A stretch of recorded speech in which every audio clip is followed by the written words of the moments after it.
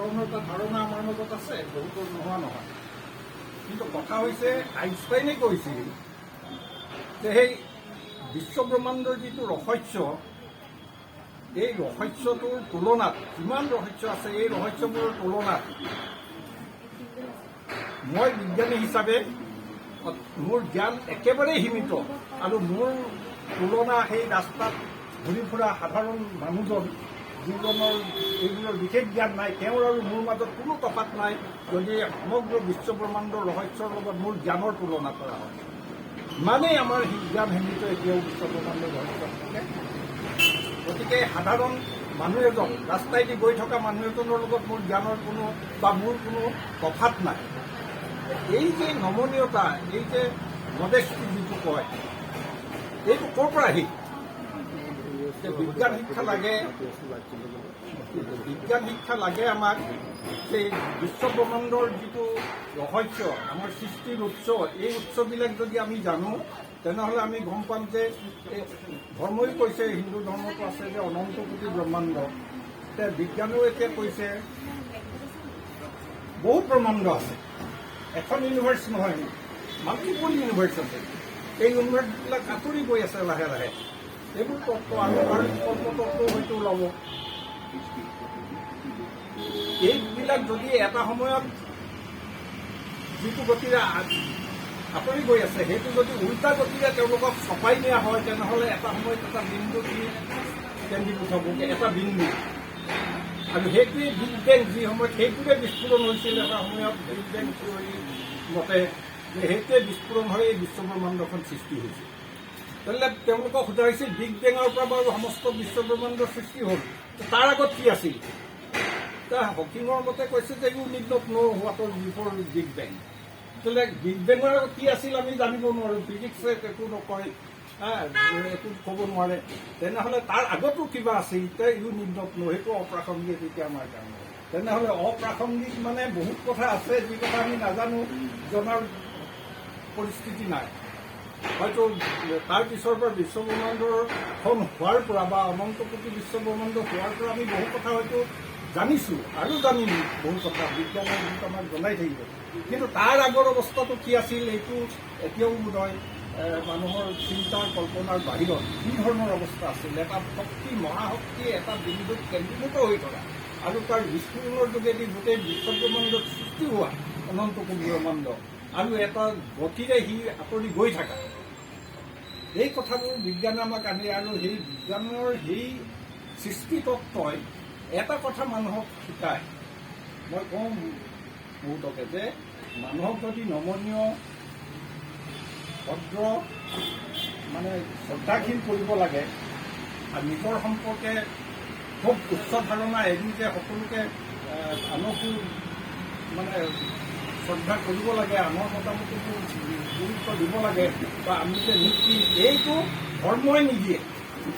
মোৰ মূল হেৰিটো হৈছে ধৰ্মই মানুহক কয় যে তুমি নমনীয় হোৱা, কিন্তু ধৰ্মই এই নমনীয়তাটো আমাক দিয়া নাই। এই নমনীয়তাটো দিব পাৰে কেৱল বিজ্ঞানে। বিজ্ঞানেহে দেখুৱাই দিব পাৰে যে অনন্ত কোটি ব্ৰহ্মাণ্ডত তুমি কিমান নিক্ষীণ বস্তু। যিটো হেৰিয়ে কৈছিল যে অনন্ত ধূলি ৰাতিমাত্ৰ ধূলিকণা মই, এই ধূলিকণাৰো ধূলিকণা মানুহ। তেতিয়াহ'লে মোৰ অহংকাৰ, গৌৰৱ এইবোৰৰ কি কথা আছে? যদি সমাজখনত মানুহক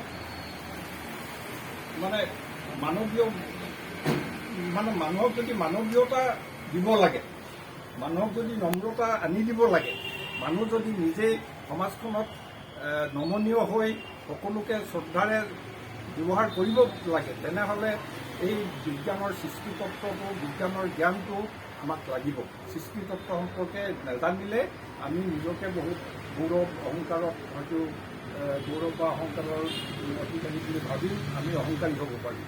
এই অহংকাৰ যদি নিৰ্মূল কৰিব লাগে, মই নিজেও বিশ্বাস কৰোঁ যে বিজ্ঞানৰ এই আদিপাতখিনি অন্তত আমি চবে বিজ্ঞানৰ জটিল কথাবোৰতো নাজানো, ফিজিক্স কেমিষ্ট্ৰিৰ কথাবোৰ, কিন্তু কিছুমান তত্ত্ব, বিশেষকৈ সৃষ্টি তত্ত্ব সম্পৰ্কে ব্যাখ্যা কৰিব লাগে।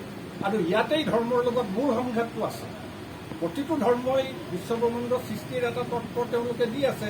হিন্দুৱে এটা কয়, ইছলামে এটা কয়, খ্ৰীষ্টানেও কয়।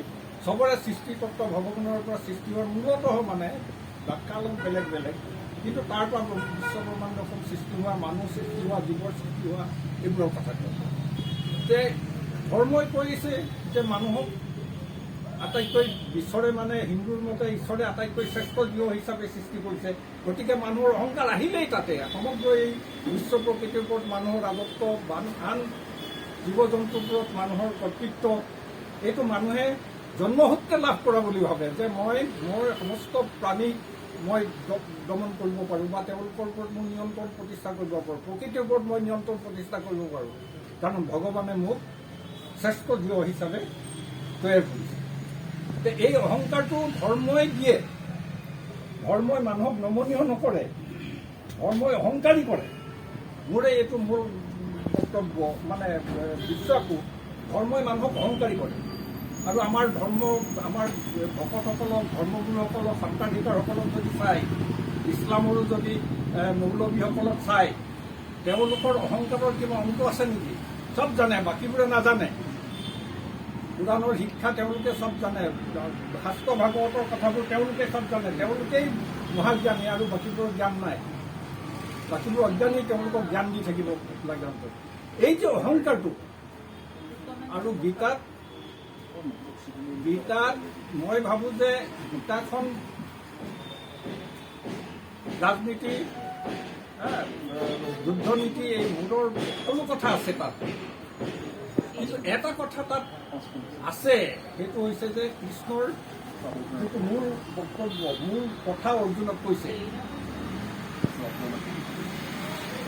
যে ময়ে সকলো, কিন্তু ময়িব মাং উদ্ধৎস ময়ি বুদ্ধি নিবেশ, তুমি মোতেই তুমি বুদ্ধি তুমি নিক্ষেপ কৰা, ময়িব নিবচ্ছিষ্যতি অত উদ্ধম সংশয়, এই জীৱনৰ পিছত তুমি মোতেই বাস কৰিবা, ময়ে সকলো, মোতেই তুমি অৰ্পণ কৰা।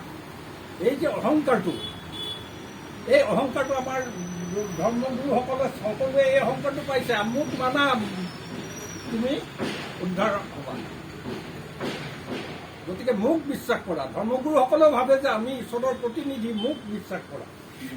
এই যে এটা অহংকাৰ, এটা সামাজিক, বৌদ্ধিক বা সামাজিক বৈষম্য হেৰিৰ ক্ষেত্ৰত, এই বৈষম্যটো ধৰ্মই কিন্তু জীয়াই ৰাখিছে। ই এটা ধৰ্ম বুলি নহয়, হিন্দুও জীয়াই ৰাখিছে, ইছলামেও জীয়াই ৰাখিছে, খ্ৰীষ্টানেও জীয়াই ৰাখিছে। এইটোৰ পৰা যদি মুক্ত হ'ব লাগে, তেনেহ'লে আমাৰ বিজ্ঞান চিন্তা মানে কি, যে আমাৰ মূলতঃ সৃষ্টিতত্ত্ব সম্পৰ্কে, বিশ্বব্ৰহ্মাণ্ডৰ ৰহস্য সম্পৰ্কে আমি কিছু কথা জানিব লাগিব। আৰু এইটো বিজ্ঞানৰ শিক্ষাহে আমাক এইটো দিব পাৰে। আৰু সেইটো যদি জানো, তেতিয়াহ'লে যে আমি বুজি পাম কিমান নশ্বৰ আমাৰ দেশটো, কিমান অনিশ্চিত আমাৰ জীৱনটো, এই কিমান অনিশ্চিত এই পৃথিৱীখন। কোন সময়ত পৃথিৱী ধ্বংস হয়, ইউনিভাৰ্চ ধ্বংস হয়, তাৰ কোনো কিবা গেৰাণ্টি আছে নেকি? এটা প্ৰাকৃতিক অৱস্থা। আজি পৃথিৱীখন যিটো অৱস্থাত আছে, গোটেই সেইটো এটা প্ৰাকৃতিক অৱস্থা। কিন্তু ই পৰিৱৰ্তনো হ'ব পাৰে এদিন, যে প্ৰকৃতি থাকিব। যিটো হকিঙে কৈছে যে প্ৰকৃতিৰ নিয়মমতে সকলো চলি থাকিব। আৰু বিগ বেঙত যদি ধৰি লোৱা যায় যে বিশ্বব্ৰহ্মাণ্ড তেতিয়াৰ পৰাই সৃষ্টি হ'ল, তেনেহ'লে ভগৱানেও ৱেইট কৰিবলগীয়া হৈছে। God head to weight till the big বেং, till the moment of big বেং। সেই বিগ বেং অৰ্থাৎ মহানাদ, মহাবিস্ফোৰণটো এটা নিৰ্দিষ্ট